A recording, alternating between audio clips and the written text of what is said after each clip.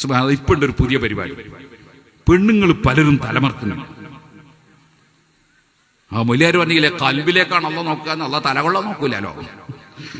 എടോ, കൽബ് നന്നായെങ്കിൽ നിന്റെ മുടി നീ പുറത്ത് കാണിക്കൂല പെണ്ണേ, അത് പച്ച ഹറാമല്ലേ. ഇപ്പോൾ ചില ചെറുപ്പക്കാർക്കുണ്ടൊരു ഏർപ്പാട്, നബി സല്ലല്ലാഹു അലൈഹി വസല്ലം മുടി കളഞ്ഞതും ഹദീസിലുണ്ട്, നബിതങ്ങൾ മുടി വളർത്തിയതും ഹദീസിലുണ്ട്. പക്ഷേ ആ നബിതങ്ങൾ മുടി വളർത്തുമ്പോൾ എണ്ണയിട്ട് വാർന്നിരുന്നു. ഇപ്പൊ എണ്ണ തൊടുന്നില്ല ചിലര്. എണ്ണ തൊടുന്നില്ല എന്ന് മാത്രമല്ല, കുളിച്ച് വന്നിട്ട് വാർന്നു വെക്കുകയല്ല ചെയ്യുന്നത്. പിന്നെ സുബ്ഹാനല്ലാഹ്, ഇങ്ങനെ കൈ ഇങ്ങനെ വെച്ചിട്ട് മേലോട്ടേക്ക് പൊക്കിയിടുകയാണ് മുടി. ഒരു പുതിയ പരിപാടിയാണ് അത്. സുന്നത്തിന്റെ രൂപമല്ല. മുടി വാർന്ന് അച്ചടക്കത്തിൽ വെക്കുകയാണ് വേണ്ടത്. ഒരു അച്ചടക്കമില്ലാത്ത സമൂഹമാണെന്ന് മുടി കാണുമ്പോൾ തന്നെ തോന്നാൻ പാടില്ലല്ലോ. ഇതുപോലെ ഞാൻ പറയട്ടെ, വേറെ ചില സംഗതി കാണുന്നുണ്ട്. ചിലര് മുടി അങ്ങ് പഠിക്കുകയാണ്. എവിടെ? അതാ മദ്യത്തിൽ മാത്രം വെച്ചിട്ട് 4 ഭാഗവും വടിച്ചു കളയുകയാണ്. ബേക്കിലൊന്നും തീരെയില്ല, മൊത്തം പഠിച്ചിട്ടുണ്ട്. മദ്യത്തിൽ മാത്രം ചട്ടി കുടുക്കിയതുപോലെ. ഇതും ശരിയായ രീതിയല്ല, അതും തെറ്റായ രീതിയാണ്.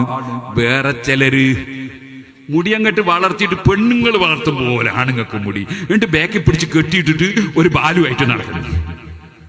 ഇതൊന്നും ശരിയായ രീതിയല്ല. യാ അയ്യുഹല്ലദീന ആമനു ദുഖുലൂ ഫിസ്സിൽമി കാഫ, ഇസ്ലാമിൽ പരിപൂർണമായി കടക്കണമെന്നല്ലേ ഖുർആൻ പറഞ്ഞത്.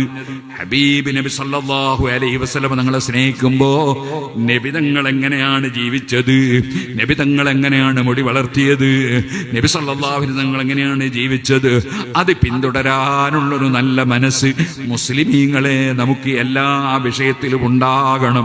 നമ്മൾ കുറെ അപ്പുറവും ഇപ്പുറവും കുറ്റം പറയുന്നവരും പരസ്പരം നിസ്സാരപ്പെടുത്തുന്നവരും പരസ്പരം ഭിന്നിക്കുന്നവരും പരസ്പരം ചീത്ത വിളിക്കുന്നവരും അങ്ങനെയൊന്നും ആകാതെ നമ്മുടെ മുന്നിലൊരു മരണമുണ്ടെന്ന ബോധത്തോടെ ആ മരിക്കുന്ന സമയത്ത് ലാ ഇലാഹ ഇല്ലല്ലാഹ് എന്ന കലിമ ചൊല്ലിയൊന്ന് മരിക്കണം. സുബ്ഹാനല്ലാഹ്. അതുവരെ ഉള്ള ആളുകൾ അവരെല്ലാം മാറി നിന്നുപോയി. നമ്മൾ സ്വന്തത്തിൽ തന്നെ മരണത്തിന്റെ വേദന അനുഭവിക്കുകയാണ്.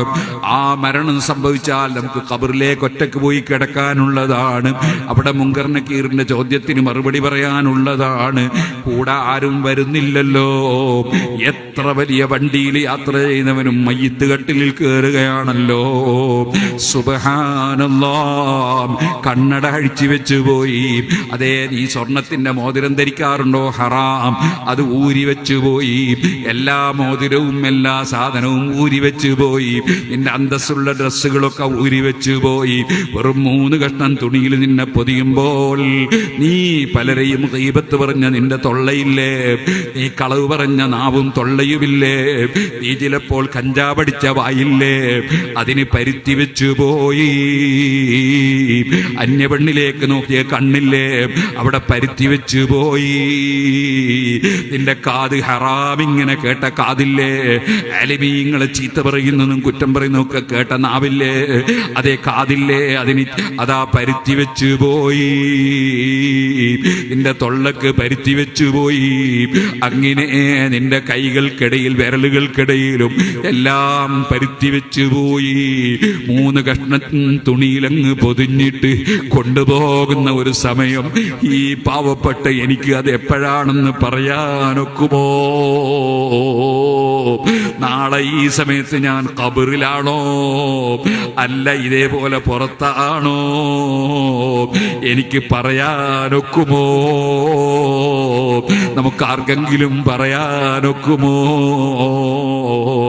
ഓ മുഅ്മിനീങ്ങളെ, വസ്തഫിരി ഖിദ്ദംഅ ബിൻ ഐനിൻ ഖാദിൻ തലഅത് മിനൽ മഹാരിമി വൽ സംഹിം യതനദമി. നിങ്ങളോടിത് പറയുമ്പോൾ ഞാനൊരു മഅസൂമായ നബിയല്ല, മഹ്ഫൂദായ ഖുത്ബല്ല. ഞാൻ നിങ്ങളിൽ ഏറ്റവും മോശക്കാരനായിരിക്കാം. അള്ളാഹു നമുക്കെല്ലാവർക്കും മാപ്പ് നൽകുമാറാകട്ടെ.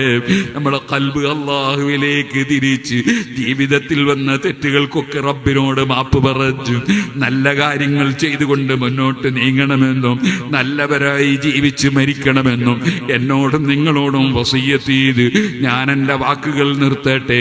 അർഹമുർ റഹീമീൻ റബ്ബേ, ഞങ്ങൾക്ക് എപ്പോഴും മുന്നിൽ മരണമുണ്ടെന്ന ബോധത്തോടുകൂടി ഈമാനോടെ തഖ്വയോടെ ജീവിക്കാൻ ഭാഗ്യം തരണേ റഹ്മാനേ.